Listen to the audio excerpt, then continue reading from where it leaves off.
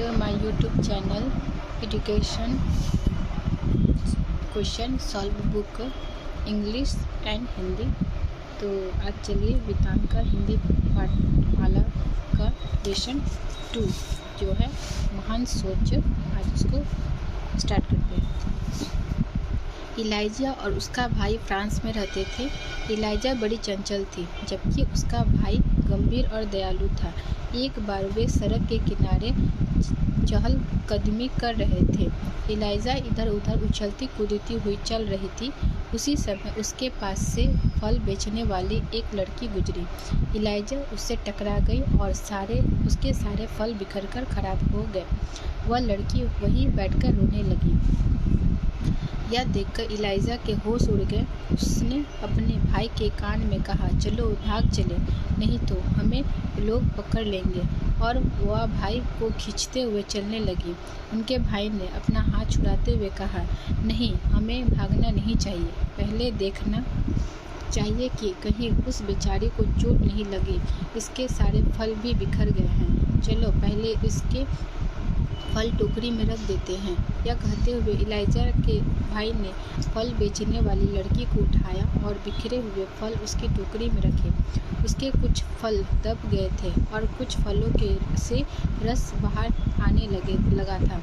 उन्हें देखकर वह रोते हुए बोली, मेरी माँ मुझे डांटेगी। यह सुनकर इलाइजा का भाई व्यथित हो गया। उसने कहा, तुम हमारे साथ हमारे घर चलो, हम अपनी माँ से पैसे लेकर तुम्हें अच्छे फल खरीद देंगे, फिर तुम्हारी माँ तुम्हें नहीं डांटेगी।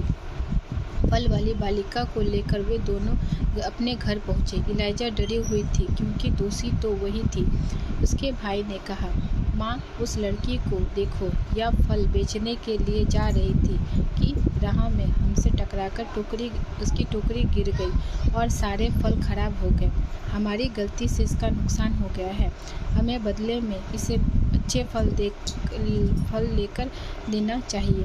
आप इसे फलों का पूरा मूल्य दे दीजिए, और जब तक ये पैसे पूरे ना हो तब तक मुझे जेब खर्च के लिए पैसे ना दें। भाई के इस त्याग और दया को देखकर इलाइजा की आंखें भर आई। वह माँ से लिपटकर हपक पड़ी और बोली, माँ, मुझसे टकराने से इस लड़की के फल गिरे हैं। मैं अपना जेब खर्च बंद करके इन फलों के पैसे चुकाना चाहती हूँ। माँ ने कहा, मुझे प्रसन्नता है कि तुम लोगों ने अपनी गलती और कर्तव्य को समझा है। यह प्रशंसनीय है, इसलिए तुम्हें जेब खर्च में कमी करने की जरूरत नहीं है। मैं स्वयं इस लड़की को क्षतिपूर्ति कर दूंगी। यह कहकर माँ ने फल वाली लड़की से पूछा, बिटिया, तुम कहाँ रहती हो और तुम्हारे माता पिता क्या करते हैं? फल वाली लड़की ने आंसू पोंछते हुए कहा, मेरे पिता बहुत बीमार है। वे चल फिर भी नहीं पाते। उनकी दवाई के लिए हमारे पास पैसे नहीं हैं, इसलिए मैं फल बेचती हूँ और मेरी माँ दूसरों के घरों में काम करती है। मैं अपने माता पिता के साथ अगली गली में रहती हूँ। इलाइजा की माँ अपने पुत्र और पुत्री को साथ लेकर उस लड़की के घर गई। उन्होंने न केवल उसके फलों के पैसे ही उसे दे दिए, अपितु उसके पिता की औषधि और दूध आदि का प्रबंध भी कर दिया।